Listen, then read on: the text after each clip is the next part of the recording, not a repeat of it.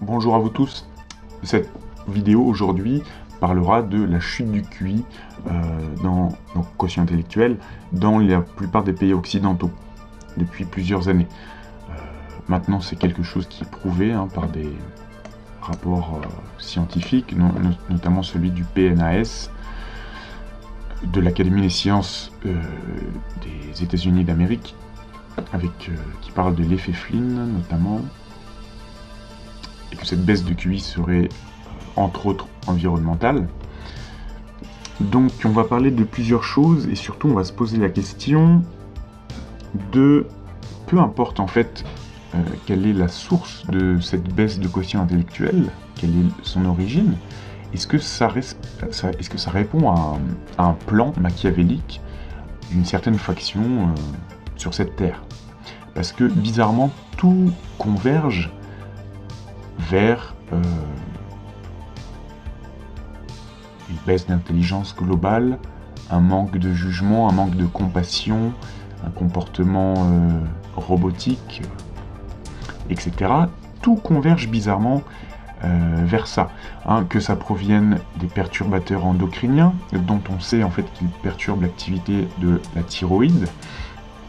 Et il y a un lien par ailleurs entre la thyroïde et l'activité neuronale du cerveau, que ce soit les perturbateurs endocriniens ou le plomb, les métaux lourds qui sont dans notre sang, que ce soit dû aux vaccins, aux nombreux vaccins maintenant qu'on veut nous imposer, 11 vaccins je crois, que ça soit dû au fait qu'on ne fait plus autant d'efforts qu'avant pour rechercher une information par exemple, qu'on ait des machines pour faire le travail à notre place, que ça soit dû à la lecture des plus jeunes qui est en baisse. Voilà, ça peut être dû à plein de choses, mais les faits sont là. La moyenne française aurait baissé de près de 4 points en 10 ans. Vous imaginez, en 10 ans. C'est énorme.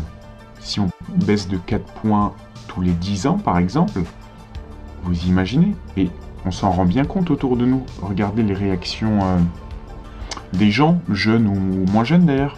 Regardez l'engouement entre guillemets que suscite une victoire à la Coupe du Monde. Voilà, c'est quand même pas la chose la plus importante au monde. Mais voilà, ça fait des citoyens qui ont du pain et des jeux et qui consomment docilement et qui sont récupérés de manière politique par un gouvernement qui a des messages à imposer derrière cette Coupe du Monde par exemple. On a un manque flagrant d'intelligence et de recul de la part de la plupart des gens. Regardez la réaction des gens aujourd'hui, quoi.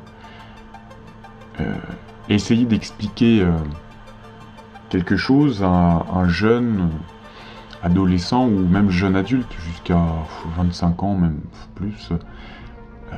C'est même pas qu'on n'arrive pas à les convaincre, parce qu'on n'a pas forcément une volonté de convaincre, c'est que malgré les arguments, les faits, on a cette espèce d'incrédulité mêlée à du déni, comme si tout allait bien, et on se rend bien compte que la plupart, leur seule préoccupation, ça va être de se mettre des mines, entre guillemets, donc l'alcool, ça peut être le sexe, ça peut être... quasiment tout tourne autour de ça aujourd'hui, c'est vraiment flagrant. On dirait qu'il n'y a pas d'autre préoccupation que l'amusement obligatoire. Voilà, et tout ça pour moi c'est un rapport direct avec l'intelligence. Alors voilà, est-ce que regarder la télévision aussi nuira à l'intelligence? Oui, ça c'est évident.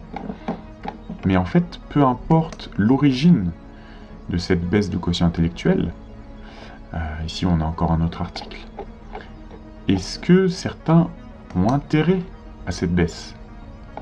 Les perturbateurs endocriniens qu'on retrouve dans notre environnement peuvent-ils expliquer la baisse du quotient intellectuel observée dans plusieurs pays? Voilà, le QI de la population baisse depuis les années... En gros, depuis 1975. Suite à cette étude scandinave, là, faite en Norvège. On a également, alors plus préoccupant, mais ça m'étonne pas du tout, les candidats à l'ENA ont des problèmes de lecture et de compréhension selon un rapport du jury. Le jury de l'ENA s'inquiétait l'an passé de l'uniformisation des candidats. En 2016, c'est le niveau d'orthographe et de lecture qui préoccupe. Alors maintenant, on a cette espèce de démagogie. Voilà, le jury d'entrée précise vouloir relativiser l'importance de l'orthographe et privilégier des recrutements innovants dans son rapport. C'est-à-dire que on a maintenant des sortes de constats de médiocrité, ou enfin que tout simplement les gens n'ont plus le niveau. Et au lieu de prendre des mesures pour ça, on va faire baisser le standard. C'est-à-dire qu'on va relativiser l'importance de l'orthographe. Et voilà, recrutement innovant, ça veut dire... c'est la langue de bois, mais ça veut dire qu'on va miser sur d'autres qualités peut-être. Donc on se retrouve avec des gens qui ont fait des grandes études, des masters, des machins, des trucs, ça fait déjà quelques années, qui font plein de fautes d'orthographe, qui ne savent même pas s'exprimer, qui ne lisent pas. Donc tout ça, ça amène à quoi? Ça amène à même à une conscience des choses qui s'amenuise, parce que si on prend en compte en fait l'apport de la PNL, la programmation neurolinguistique, mais dans ce cas-là de plus scientifique, il y a un rapport entre la langue et les mots qu'on utilise et le fonctionnement neuronal. Et par exemple, plus notre vocabulaire est limité, plus notre pensée est limitée. Et plus notre pensée est limitée, moins on est capable de cerner certains concepts un petit peu avancés, moins on est capable de réfléchir par soi-même, etc., etc. Je pense aussi à autre chose. On a le fluor ou fluorure qui est répandu dans l'eau potable.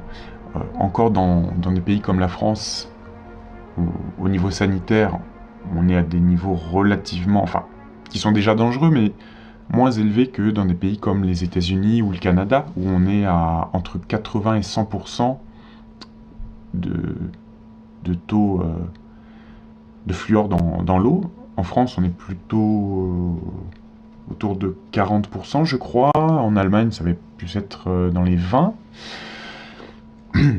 Donc déjà, on se rend bien compte qu'il y a une volonté de gouvernement ou d'organisation supranationale, supragouvernementale, donc des autorités sanitaires ou même peut-être l'Organisation mondiale de la santé, on ne sait pas, une volonté en fait selon les pays, quand même d'avoir un niveau de fluor très élevé ou très bas, mais il y a une volonté derrière. Et comment ça se fait que des autorités sanitaires autorisent ça? On sait que sur les rats notamment, une exposition répétée au taux de fluor qu'il y a dans l'eau, par rapport aux pays où les taux sont les plus importants, eh bien on se rend compte que ces rats développent des tumeurs cancéreuses très rapidement par rapport aux rats qui boivent de l'eau de source. On a qui eux en fait ne développent pas de tumeurs cancéreuses. Vous imaginez, ou même parfois c'est comparé le fluor à certains disent que c'est pire que la mort au rat par exemple. Donc vous imaginez que vous avez ça dans vos dentifrices, dans l'eau potable entre guillemets. Et or il se trouve, on a vu dans certaines études, il y a certains médecins qui le disent, que le fluor dans l'eau, ça réduit notamment ça amenuise la volonté des gens, entre autres. Et ça réduit aussi, selon certains, les capacités intellectuelles, capacité à se projeter dans le monde, à prendre du recul, etc., etc., etc. Donc la vraie question, c'est est-ce qu'il y aurait un plan? Est-ce que certains, dans le monde, moi, je pense quand même, est-ce que certains ont intérêt à ce que les gens aient une intelligence amenuisée et soient dociles? Malheureusement, je pense. Et il faut qu'on prenne toutes les mesures pour contrer ces personnes. Est-ce qu'elles sont humaines? Est-ce qu'elles ne sont pas humaines? Ça, après, va falloir investiguer un petit peu. C'est pas parce qu'elles ont une apparence humaine qu'elles sont humaines au même titre que nous. quand on n'est pas doté de compassion, d'amour pour ses semblables ou pour ses prochains, et qu'il y a une véritable conspiration finalement contre l'être humain, enfin il n'y a pas d'autre mot quand même, on peut se poser des questions. Hein. Et comment ça se fait que les mêmes autorités sanitaires autorisent le fluor dans l'eau, par exemple, en nous disant enfin, quand même que le fluor, il en faut, que c'est bien. Comment ça se fait que ce soit les mêmes aussi qui ont le pouvoir d'autoriser ou d'interdire certaines choses? Comment ça se fait qu'ils autorisent le Roundup? Comment ça se fait que l'Assemblée nationale a rejeté l'interdiction du... Je sais plus comment ça s'appelle là. Vous savez, un certain produit, le glyphosate. Mais comment ça se fait? Comment c'est possible? Ces gens-là sont censés prendre soin de notre santé et nos intérêts à nous. Et c'est l'inverse qui se produit. Comment ça se fait? Comment ça se fait qu'on autorise les perturbateurs endocriniens dans tous les produits de beauté, dans tous les produits agroalimentaires?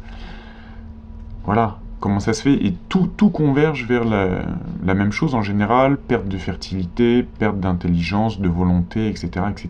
Enfin, je sais pas. Si ça, c'est pas un complot contre l'être humain, je sais pas ce que c'est. Hein. Donc, il va falloir se lever contre ces choses-là, ces gens-là, je sais pas.